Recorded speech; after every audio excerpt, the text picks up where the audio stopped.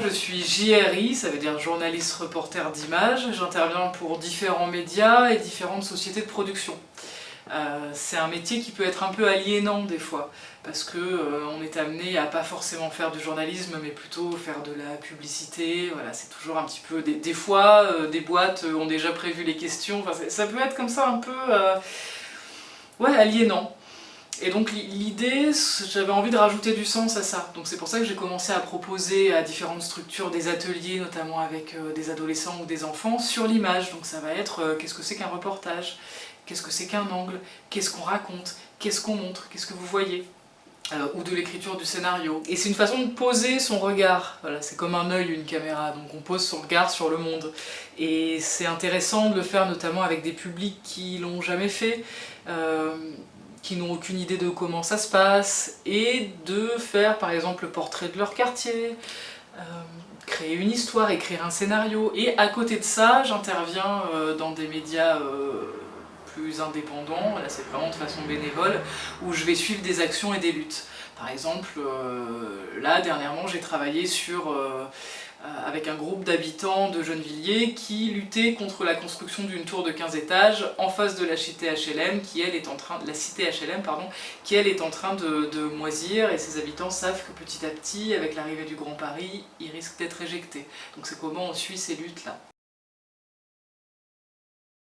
J'ai fait partie de TV Debout, qui était la télé du mouvement Nuit Debout, enfin en tout cas qui se disait du mouvement Nuit Debout, et à la base ça a été créé pour retranscrire, pour transmettre en direct tous les soirs les assemblées. Donc les assemblées générales sur la place de la République à Paris, parce que Nuit Debout ça s'est fait un petit peu partout en France, mais moi je parle plutôt de mon expérience à Paris. Tous les soirs il y avait des assemblées générales où les gens prenaient la parole, il y avait un micro, il y avait voilà, énormément de gens sur la place dans les débuts. Et je vois un groupe de gugus qui installe un canapé, une bâche, un petit carton écrit à la main TV Debout dessus, et qui se décide de créer la télé du mouvement, c'est-à-dire retranscrire en direct sur YouTube tous les soirs les assemblées générales de la place de la République. L'idée de TV Debout, c'était de pouvoir faire circuler cette parole, parce que c'était très libérateur. D'un seul coup, on était quand même dans une période où c'était morose, il y avait la loi travail qui était sur le point de passer, et d'un seul coup, paf, quelque chose de très spontané où les gens commencent à parler de leur situation de précarité, de sexisme, de tout un tas de sujets dont on n'entendait plus parler dans les médias.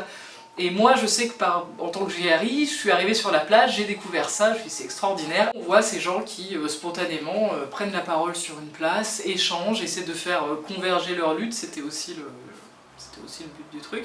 Et cette bande de Village People qui crée TV Debout, enfin je dis Village People parce qu'il y avait tous les âges, les tailles, des gens d'horizons différents, d'âges différents, on s'est mis à partager une expérience vraiment unique, vraiment spontanée, et on s'est en plus amusé, voilà. Et tout le défi qui était là, comme on se connaissait pas, personne ne se connaissait, c'était de réussir à assembler à la fois les caractères et les compétences de chacun.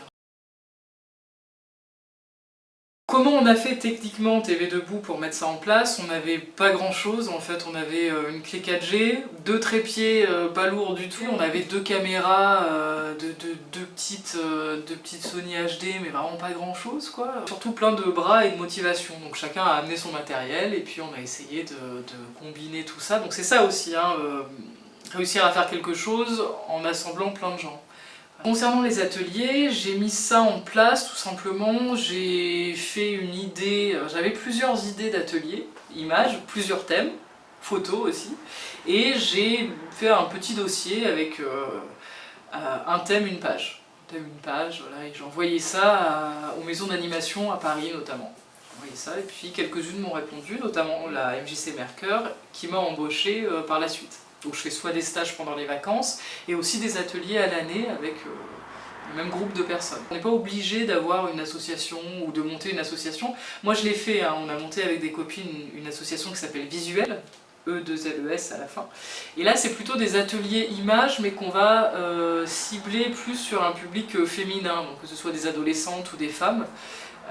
Et on travaille sur le regard de ces femmes dans leur milieu social ou qu'est-ce dans leur vie de tous les jours, quoi. Et ça on le fait à travers notre association.